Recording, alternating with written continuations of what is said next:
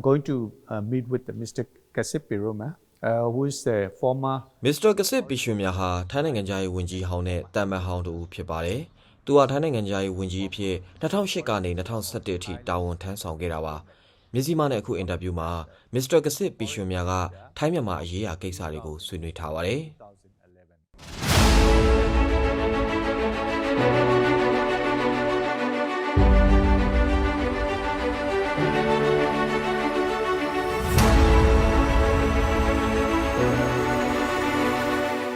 First of all, I want to start with the Thai-Burma. But Mauzon in a Timema Sassane Salai Chimare. A to the piano, Siana Timbi now by bo. A cuso in Yamama Siana Timuye, Ganim Yam Nite Jaunevi. Suro, Neviro, Anna Timuga, Tainangambo, Below Tayamushile. Yama Siana Timuye, Joseph Ye, Tainangan to a trouble like Kesariga, Bari Pimle. I think the first point is that it denies the Phenomena Parama Cheka, Seana, the Munet, Democracy, Nangan Nanganja, Sasayigu, Daga Nimbe like Dabe. Suro, Daga Nangan Sasayigu, Dolly a cat drizzy, the Pekka Suya, a chart Pekka Democracy, Damam Ho, the word divine democracy, Suya, Suro, Diniama Matura Nangan Senate, the Peja, Apian Nale, the boat to Boga, Kabane. Daga Genotina Prama Chebo, Dudia Cheka ASEAN Panini Mavo, Gama Lukoye, Democracy ne Patalu, Popiat Hare, ASEAN Panini, Sulu Jie, Barari, Sari, Nabi, Nangai Lulamu, CY, Lumui Saya, Lulamu ne Patalu, Kula the Magaya, the Bodu Sajuri, Convention in it, Sulu in the Tarari Apoma, Genoruya, the sign, Nimu Gadipu. Tamu Shi, Tabi democracy is what the Kugani, Sujat Kuzi, Young Yamanang and Toga, Daga Keke Miyaji Pisi, Pido, Daga Yamanang and Dari, Pidu yet, Mio Manjetri Guda Magabe, ASEAN, Daiwane, Guda the Magaya, Powendry appear. Miamayo, Tayo, Pong, Juba Atomuri, Bo, Tika Sede, Daga Prema Chebo. Not the Chaga Pip Bide, sit Anna the Mugo, Eddie Anna the Mu Pip be leaning now by the Anna the Mulungazenga, a Pimata de Boo, Sururaga, sit that Damamo, Yamase Osua, Yamata Nangango, Tencho Naimu, Ocho Naimu, Mashid Hau, Balu less Suram, Yamananga Amyadua, the sit Anna the Mugu, Sanjin Kajare. Suis Sanapia Murine, the Anna the Mugu, Sanjin Kajare, Turuha, Lennes Swagay Mido, Sanjin Tajabare. Songs of mother descendant Tolamuga, Nangango, Piruin a chini out Jayo Segabi, Edigani the same, Pidurie, Tamambuari, Duka Twitter, Pirema, the Yasonwa Tapiarane, Bangladesh, India, the Yo, a Tutupian Thai, now be Malaysia Lumu, Indian Nanganduzi, Duka there is Sitra Yashimurugu, Pusigere. Surom, Yamama Pikeraga, Indian Nangandri, a Tutupian Thai Apoma. Kuset the Yamutu Pusigere. Neza Piajo Yoga, but when Jinsaya the Yamuri, she bound Taimu, now be Lene Manku. We see what set the Hune, Lugongumu Bawe, the Yamawe, Lunganri Ayabo. Pajang Lensur of Yamanang and Dema bigger lineage way, the Nangan Longo, Sima Ocho Nangan she did, tea of the Anaway poem she gave. Nangan has Sibwat Taimuri, Pisi, Yaushigere. Suro Daga Nananga Napasalonga Piduri the Muimuri, Pumu Common Zibune, Puma Sasayidu, the Gegu Emeda, and no Lakana, Pilla Zibu Pide. ASEAN Gonzi Oma Pipi, Tamamho, Mego Miwan did that, put you to the Yineve Pipi, to the one Pumon Losong Yamesa, Nananga, Arifio Lentare, Ugong Soyamu now, Malaikebu. Balu Lesuro, Napasalonga. Lengin let the law no lakana the young Muribu, Joe Loabu, Juza Jaya at Pite. Suro Daga Pinaji Lala Amyajigo Nimbe the loop Pisegere. Pido Daga Nanangan, the lone dirt TK Segere. Kamala Tia Diamond Duka Derigu, Songshow Pibu, Shibion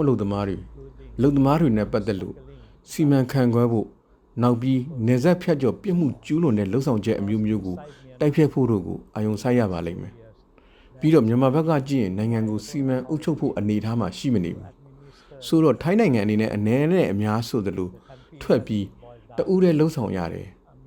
Balu Lesurum Yamabema, the gate the Nangango, Ocho Nangwan she did tea out the Anaway appointment Shivu. Yamabema, Paribe Pipi, a diga Pionle Rariga, Taye, a Yiki Sarina Padabi, the Yamut Kushiva.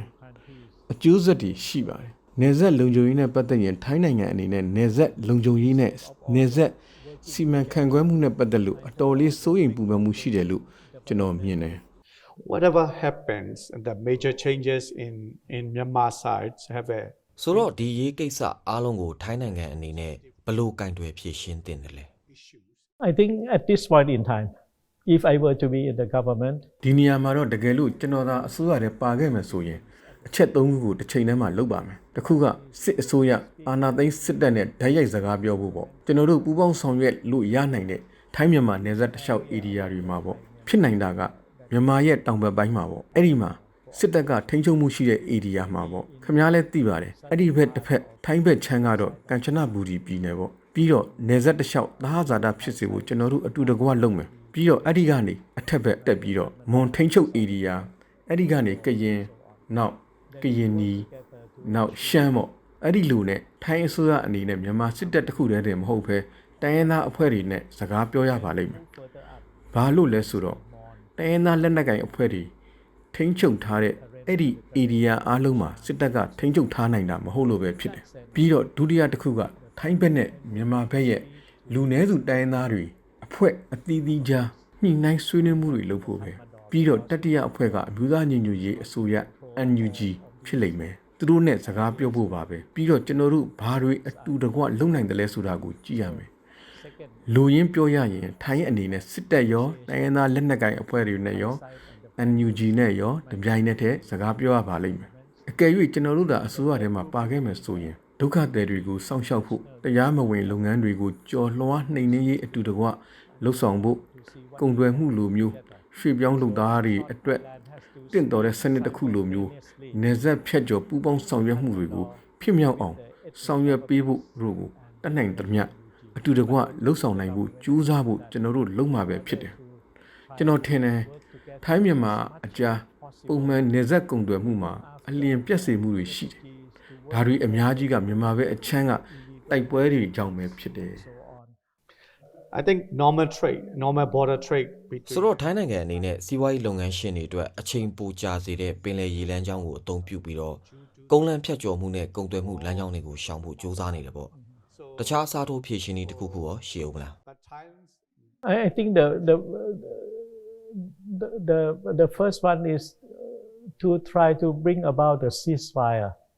and the peace negotiation. Okay, ပထမအချက်ကအပြည့်ရဲ့ဆဲမှုနဲ့ငြိမ်းချမ်းရေးဆွေးနွေးမှုဖြစ်မြောက်စေအောင်ကြိုးစားဖို့ဖြစ်တယ်။ Okay ဖြစ်နိုင်ရင်ရေလက်နဲ့ရေရှည်ပေါ့။ချက်ချင်းလက်တလောတစ်ခုကကျွန်တော်ပြောခဲ့တယ်လို့ကျွန်တော်တို့ထိုင်းတောင်ပိုင်းကမ်ချနဘူရီဘက်စီကိုစင်းကြည့်မယ်ဆိုရင်အဲ့ဒီရဲ့ဟိုဘက်မြန်မာချမ်းမှာစစ်အုပ်စုထိန်းချုပ်မှုရှိတယ်။ပြီးတော့ကျွန်တော်တို့အနေနဲ့တင့်တော်တဲ့နေဆက်ကုန်သွယ်မှုကိုတိုးချဲ့နိုင်တယ်လို့ထင်တယ်။ဆိုတော့ကုန်စည်တွေတဲဖို့ truck ကားတွေထိုင်းဘက်ကနေတွာလာလို့ရနိုင်တယ်မြန်မာကနေထိုင်းကနေမြန်မာအပြန်လှန်ပေါ့ဆိုတော့တင့်တော်တဲ့ကုန်သွယ်မှုလမ်းကြောင်းတည်ယူပို့ဆောင်ရေးထူထောင်နိုင်မဲ့နေရာတွေကိုရှာရပါမယ်တချို့ area တွေမှာဆိုရင်ကရင်တွေဒါမှမဟုတ်ကရင်နီတွေဒါမှမဟုတ်ရှမ်းတွေရဲ့ထိန်းချုပ်မှုအောက်မှာရှိတယ်နေဆက်ဖြတ်ကျော်ကုန်သွယ်မှုကိုဖြစ်မြောက်အောင်ပံ့ပိုးဖို့အတူတကွလုပ်လို့ရနိုင်တယ် Okayနောက်တတိယအချက်ကမွန်ကရင်နီရှမ်းတိုင်းရင်းသားအဖွဲ့တွေနဲ့အတူတကွလှုပ်ဖို့ဖြစ်တယ်ဘယ်လိုလူမှုဆိုင်ရာလှုပ်ဆောင်ချက်မျိုးဖြစ်ဖြစ်ကျန်းမာရေးဝန်ဆောင်မှုအရာပဲဖြစ်ဖြစ်လျှက်စစ်မီးပေးမှုရေထောက်ပံ့မှုပဲဖြစ်ဖြစ်ကျွန်တော်တို့အတူတကွလှုပ်ဆောင်လို့ရနိုင်တယ်ဆိုတော့ကဆွေးနွေးညှိနှိုင်းပြီးအတူတကွလှုပ်ဆောင်ရမယ်နီးလန်းတွေရှာဖို့ကြိုးစားရမယ်ဆိုလိုတာကကျွန်တော်တို့အတူတကွလှုပ်ဆောင်လို့ရနိုင်တယ်ကျွန်တော်ထင်တယ်ဒါကနှစ်ဖက်စလုံးနဲ့ပတ်သက်လို့ကျွန်တော်တို့လှုပ်ဆောင်ဖို့လိုတဲ့ကိစ္စဖြစ်တယ်။ပြီးတော့ထိုင်းအစိုးရအနေနဲ့မွန်ကရင်နီဒါမှမဟုတ်ရှမ်းလက်နက်ကိုင်အဖွဲ့တွေနဲ့အတူဘာပဲလုပ်လို့စစ်တပ်ရော NUG ရောအတိပေးရပါလိမ့်မယ်။ပွင့်လင်းမြင်သာမှုနဲ့ယုံကြည်မှုတည်ဆောက်မှုတို့ကိုတည်ကြစေဖို့ပေါ့။စစ်တပ်နောက်ပြီး NUG တို့မသိပဲဒါမှမဟုတ်အတိမတ်ပြုမှုမရှိပဲစပွဲအောက်မှာဘာမှမလုပ်ရဘူး။ပြီးတော့ရွေချက်တစ်ခုလုံးကအခြေအနေကိုပိုပြီးတည်ငြိမ်ပိုပြီးအေဂျင့်စီဖို့ကြိုးစားဖို့ပဲဖြစ်တယ် there is millions of Burmese taking shelter or the working in Thailand or Mhm. ထိုင်းမှာနေထိုင်နေတဲ့ဒါမှမဟုတ်အလုပ်လုပ်နေတဲ့ဒါမှမဟုတ်ခိုးလုံနေတဲ့မြန်မာတန်းချီရှိတယ်။ဒါပေမဲ့မကြသေးခင်ကအခြေအနေမှာမြန်မာနိုင်ငံဘက်ပြန်ပို့တာတွေနဲ့ပတ်သက်လို့ကျွန်တော်တို့တွေစိုးရင်ပူပန်ကြရတယ်။ထိုင်းအာဏာပိုင်တွေဘက်ကရွှေပြောင်းအလုပ်သမားတွေအပါအဝင်အထောက်ထားမဲ့ဒါမှမဟုတ်ခွင့်ပြုကာလကျော်လွန်နေထိုင်တဲ့မြန်မာတွေကိုဖမ်းဆီးပြီးမြန်မာဘက်ပြန်ပို့တယ်။အထူးသဖြင့်စစ်ကောင်စီလက်ထဲကိုပေါ့။ဘာတွေဖြစ်ခဲ့တယ်လဲ။ I think there are three groups of အများစုအားဖြင့်သူတို့ဟာလူငယ်တွေဖြစ်တယ်ငယ်ရွယ်တဲ့သူတွေဖြစ်တယ်မြန်မာစစ်တပ်အနေနဲ့ဝန်ခံမှုတွေလုပ်ဖို့လိုပါတယ်သူတို့ဟာလူငယ်တွေကိုရုံးထွက်မရပိတ်မိစေရင်လူငယ်တွေကိုတိုက်ပွဲဇုံတွေစီပို့နေတယ်ဆိုတာပေါ့ထိုင်းနိုင်ငံကိုရောက်လာတဲ့မြန်မာတွေမှာအုပ်စု3စုရှိတယ်လို့ကျွန်တော်မြင်တယ်ပထမအစုကဒုက္ခသည်စခန်း9ခုမှာရောက်နေတဲ့လူ9000လောက်ပေါ့သူတို့ကဒီမှာရောက်နေတာ10စုနဲ့3စု4စုလောက်ရှိနေပြီဆိုတော့ဒီအုပ်စုကဒုက္ခသည်အုပ်စုတစ်စုပေါ့ဒုက္ခသည်အမြဲတမ်းအုပ်စုတစ်စုပေါ့ဒုတိယအစုတစ်စုကတော့မြန်မာနိုင်ငံထဲကတိုက်ပွဲတွေကြောင့်တွားလိုက်ပြန်လိုက်လုပ်နေရတဲ့ဒုက္ခသည်အဖွဲ့တွေပေါ့ဆိုတော့အဲ့ဒီအဖွဲ့တွေကိုလည်းကြည့်စုစောင့်ရှောက်ရပါလိမ့်မယ်တတိယအုပ်စုကတော့ထိုင်းနိုင်ငံကိုလာဖို့နဲ့ထိုင်းမှာအလုပ်လုပ်ဖို့စနစ်တစ်ခုရှိဖို့လိုတဲ့ရွှေ့ပြောင်းလုပ်သားတွေပေါ့စတုတ္ထအုပ်စုကစစ်အစိုးရကြောင့်နဲ့တိုက်ပွဲတွေကြောင့်ထွက်ပြေးကြရတဲ့နိုင်ငံရေးခိုလှုံခွင့်တောင်းခံသူတွေပေါ့ဆိုတော့အုပ်စု၄စုပေါ့ဗျာဒါကတော့နိုင်ငံတကာဥပဒေတွေစံသတ်မှတ်ချက်တွေဓလေ့ထုံးစံတွေနဲ့အညီဆောင်ရွက်ဖို့နဲ့လူအခွင့်အရေးစတာတွေနဲ့ပတ်သက်လို့စဉ်းစားသုံးသပ်ဖို့ကထိုင်းအစိုးရမှာတာဝန်ရှိတယ်ထိုင်းအစိုးရအနေနဲ့အရာအလုံးကိုပဲတက်တာဝန်ယူတာမျိုးမလုပ်ပဲကုလသမဂ္ဂအေဂျင်စီတွေနဲ့လည်းအနီးကပ်လက်တွဲလှုပ်ဆောင်နိုင်ပါတယ်တစ်ချိန်တည်းမှာလည်းတရုတ်ဂျပန်ဩစတြေးလျ EU အဖွဲ့ဝင်နိုင်ငံတွေအမေရိကန်ကနေဒါစသဖြင့်ရင်းနှီးတဲ့နိုင်ငံတွေစီကအကူအညီနဲ့အထောက်ပံ့မှုတွေတောင်းခံနိုင်ပါတယ်ဆိုတော့ထိုင်းအစိုးရအနေနဲ့တင့်တော်တဲ့နည်းလမ်းတစ်ခုအစီအစဉ်တွေလှုပ်ဆောင်ဖို့လိုပါတယ်အခုချိန်မှာထိုင်းဟာဂျနီဗာအခြေစိုက်ကုလသမဂ္ဂလူ့အခွင့်အရေးကောင်စီရဲ့အဖွဲ့ဝင်တနိုင်ငံလည်းဖြစ်ပါတယ်လူ့အခွင့်အရေးကောင်စီအဖွဲ့ဝင်တနိုင်ငံဖြစ်တဲ့ထိုင်းအနေနဲ့နိုင်ငံတကာဥပဒေစံသတ်မှတ်ချက်တွေနဲ့ဓလေ့ထုံးတွေနဲ့အညီဆောင်ရွက်ရပါလိမ့်မယ်ဆိုတော့နိုင်ငံရေးခိုလှုံခွင့်တောင်းသူတွေကိုအာဏာသိမ်းစစ်တပ်လက်ထဲရောက်အောင်မြန်မာဘက်ပြန်ပို့တာကလူသားချင်းစာနာမှုဥပဒေနိုင်ငံတကာဥပဒေတို့နဲ့ဆန့်ကျင်တဲ့လူမဆန်တဲ့လှုပ်ဆောင်ချက်ဖြစ်တယ်ဆိုတော့ထိုင်းနိုင်ငံသားတအုပ်အနေနဲ့ထိုင်းအစိုးရရဲ့ဒီလိုလှုပ်ဆောင်ချက်ကိုရှုံချပါတယ်ကျွန်တော်အနေနဲ့ဒီလှုပ်ဆောင်ချက်ပေါ်ဆန့်ကျင်တယ်ဒီလူမဆန်တဲ့လှုပ်ဆောင်ချက်ကိုထိုင်းအစိုးရအနေနဲ့ဆက်မလုပ်စေအောင်ကျွန်တော်ဆက်ပြီးတိုက်ပွဲဝင်သွားပါမယ်ပြီးတော့လျှောက်ကန်တင့်တယ်လို့ဆောင်ရွက်စေဖို့နိုင်ငံတကာအတိုင်းဝိုင်းအနေနဲ့ထိုင်းအစိုးရပေါ်ဖိအားပေးရပါလိမ့်မယ် I have questions with regards to the ASEAN. You are a board member of a APHR and အာဆီယံနဲ့ပတ်သက်လို့မေးချင်တာတခုရှိပါတယ်။ခင်ဗျားက APHR လူ့ခွင့်ရေးဆိုင်ရာအာဆီယံပါလီမန်အမတ်များအဖွဲ့ရဲ့ဘုတ်ဖွဲ့ဝင်တစ်ယောက်ဖြစ်တယ်။ဂျားဝင်မဆွဲရေးမူဝါဒပေါ်အခြေခံတဲ့အာဆီယံမူကမြန်မာနိုင်ငံနဲ့ပတ်သက်တဲ့အရေးကိစ္စတွေကိုကင်တွယ်ဖြေရှင်းတဲ့နေရာမှာအားအနည်းဆုံးနည်းလမ်းဖြစ်တယ်လို့ဝေဖန်သူတချို့ကပြောနေကြတယ်။ဒါမှန်ပါသလား I am against the principle of non-interference. အာဆီယံအတိုင်းအဝန်းအတွင်းကအခြေအနေနဲ့ပတ်သက်လို့ကတော့ဂျားဝင်မဆွတ်ဖက်ရေးမှုကိုကျွန်တော်ဆန့်ကျင်ပါတယ်။ဘာကြောင့်လဲဆိုတော့မြန်မာထိုင်းမလေးရှားအင်ဒိုနီးရှားစတဲ့နိုင်ငံတွေကအာဆီယံအတိုင်းအဝန်းတဲကနိုင်ငံတွေဖြစ်ကြတယ်။ဆိုတော့ကျွန်တော်တို့ဟာအာဆီယံမိသားစုတစ်ခုတည်းမှာရှိတယ်။အဖွဲ့ဝင်တစ်နိုင်ငံမှာပြဿနာတစ်ခုရှိတယ်ဆိုရင်ဒီနေရာမှာတော့မြန်မာမှာပြဿနာတွေအများကြီးရှိနေတယ်။ကျန်တဲ့အာဆီယံမိသားစုဝင်အဖွဲ့ဝင်နိုင်ငံတွေကမြန်မာကိုတွားပြီးကူညီပေးရပါလိမ့်မယ်။ဒါကဝင်ရောက်ဆွတ်ဖက်မှုမဟုတ်ပါဘူး။ဒါကအပြန်အလှန်ကူညီမှုနဲ့တနိုင်ငံနဲ့တနိုင်ငံမိသားစုဝင်တွေအကူအညီပေးတာပဲဖြစ်ပါတယ်။ဘာလို့လဲဆိုတော့အဖွဲ့ဝင်တနိုင်ငံဖြစ်တဲ့မြန်မာမှာဒုက္ခပြဿနာတွေရှိနေလို့ကြောင့်ပါ။ပြီးတော့လက်တွေ့မှာလည်းအာဆီယံမှာဘုံသဘောတူညီချက်9ရပ်ရှိတယ်။အဲ့ဒီဘုံသဘောတူညီချက်9ရက်ကလွန်ခဲ့တဲ့3နှစ်လောက်ကအာဏာသိမ်းစစ်ခေါင်းဆောင်ဗိုလ်ချုပ်မှုကြီးမင်းအောင်လှိုင်အပါအဝင်အာဆီယံခေါင်းဆောင်တွေရဲ့အရှိမသဘောတူရရှိထားတာဖြစ်တယ်။ဆိုတော့အာဆီယံအဖွဲ့ဝင်10နိုင်ငံကမြန်မာမှာငြိမ်းချမ်းမှုနဲ့ဒီမိုကရေစီလမ်းကြောင်းပေါ်ပြန်ရောက်စေဖို့ဘုံသဘောတူညီချက်9ရပ်မူကိုအတူတကွသဘောတူခဲ့ကြတယ်။ဆိုတော့ဒါကစုပေါင်းလှုပ်ဆောင်မှုတစ်ခုဖြစ်တယ်။စုပေါင်းဆုံးဖြတ်ချက်ချမှတ်မှုတစ်ခုဖြစ်တယ်။ဒါကဝင်ရောက်ဆွတ်ဖက်မှုမဟုတ်ပါဘူး။ဆိုတော့ကျွန်တော်တို့ကတယောက်နဲ့တယောက်ကူညီရပါမယ်။ ဘာလို့လဲဆိုတော့ကျွန်တော်တို့တတ်နိုင်သမျှအာဆီယံမိသားစုထဲမှာရှိနေလို့ပါဒါပေမဲ့မြန်မာကိုကူညီတင်တာကထိုင်းဒါမှမဟုတ်မလေးရှားတို့ပဲရှိနေတာမဟုတ်ပါဘူး But it's not only Thailand or Malaysia. မြန်မာစစ်အုပ်စုအနေနဲ့လည်းကိုယ်တိုင်ကူညီရပါလိမ့်မယ် The military NUG အစိုးရစီနောက်ပြီးချင်းကချင်းအာရကန်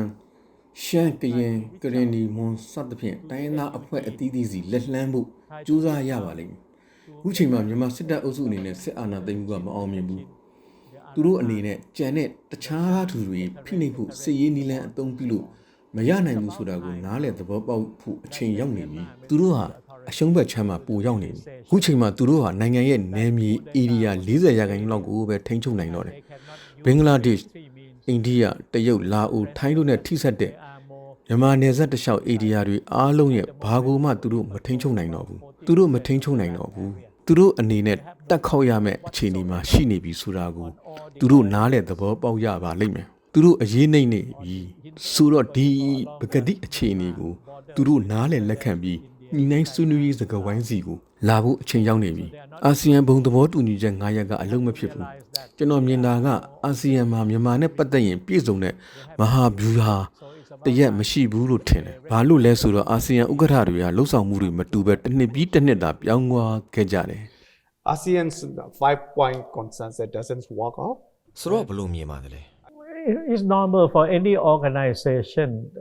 to have differences. အဖွဲ့အစည်းတိုင်းအတွက်ကအမြင်မတူမှုတွေရှိနေတာကတော့ပုံမှန်ပါပဲကောင်းတခါစိုးတက်လက်တွေရှိနိုင်တယ်ဒေသအဖွဲ့အစည်းတိုင်းခမားနဲ့ကဘာတဝန်းကဥရောပသမဂ္ဂနဲ့အခြားဒေသဆိုင်ရာအဖွဲ့အစည်းတွေကိုကြီးလိုက်ရင်လည်းသူတို့မှာပြဿနာတွေရှိကြတာပါပဲဒါပေမဲ့ပြဿနာတွေကဘဝမှာအမှန်ကြုံကြရတဲ့ကိစ္စတွေဖြစ်တယ်ပြီးတော့ခေါင်းဆောင်တွေအနေနဲ့ပြဿနာကိုဖြေရှင်းဖို့အတူတကွလုပ်ဖို့ကြိုးစားရပါလိမ့်မယ်အခုနှစ်အာဆီယံဥက္ကဋ္ဌကမလေးရှားဝန်ကြီးချုပ်မစ္စတာအန်ဝါအီဘရာဟင်ဖြစ်တယ်ဆိုတော့အာဆီယံအဖွဲ့ဝင်အသီးသီးကိုအတူတကွစီးလုံးစေဖို့အခြေအနေပေါ်တုံးတက်ဖို့နဲ့အများသဘောဆန္ဒရှာတွေ့အောင်ကြိုးစားဖို့ကသူ့တာဝန်ဖြစ်တယ်ပြီးတော့သူ့မှာလုံနိုင်စမ်းတွေရှိပါတယ်အဲ့ဒီလိုလုပ်ဖို့နိုင်ငံရေးအတွေ့အကြုံသူ့မှာရှိတယ်ဆိုတော့သူ့အနေနဲ့အာဆီယံအဖွဲ့ဝင်တွေကြားဘုံအများသဘောဆန္ဒတစ်ခုရှာဖို့နဲ့အမြင်မတူမှုတွေကိုကြော်လွှားဖြည့်ရှင်းဖို့ဆက်ကြိုးစားရပါလိမ့်မယ်သူဒါနဲ့ပတ်သက်လို့ဆက်ပြီးကြိုးစားနေပါတယ်ဒါပေမဲ့ဒါကဘလို့ပဲဖြစ်ဖြစ်လက်ခံရတော့မယ်ပြီးပြီးသားကိစ္စတစ်ခုတော့မဟုတ်ဘူး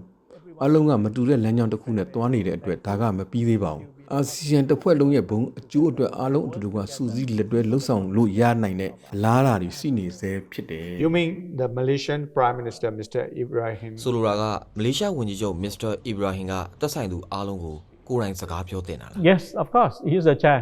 အမှန်ပေါ့သူကဥက္ကဋ္ဌလीပြီးတော့ကျွန်တော်တို့မှာဘုံသဘောတူညီချက်9ရပ်ရှိတယ်ပြီးတော့မြန်မာမှာကအဓိကသက်ဆိုင်သူတွေအဖြစ်စစ်တပ် NUG နဲ့တိုင်းရင်းသားလူနည်းစုအဖွဲ့အားလုံးဆိုတဲ့သက်ဆိုင်သူ3ဦးရှိရဆိုတာကိုသူ့အနေနဲ့လက်ခံရပါမယ်ဆိုတော့သက်ဆိုင်သူ3ဦးပေါ့ဗျာသူတို့အနေနဲ့တဦးနဲ့တဦးစကားပြောဆိုကြရပါလိမ့်မယ်မစ္စတာအန်ဝါအီဘရာဟင်အနေနဲ့ကအဲ့ဒီသက်ဆိုင်သူအုပ်စု3စုနဲ့စကားပြောရပါလိမ့်မယ်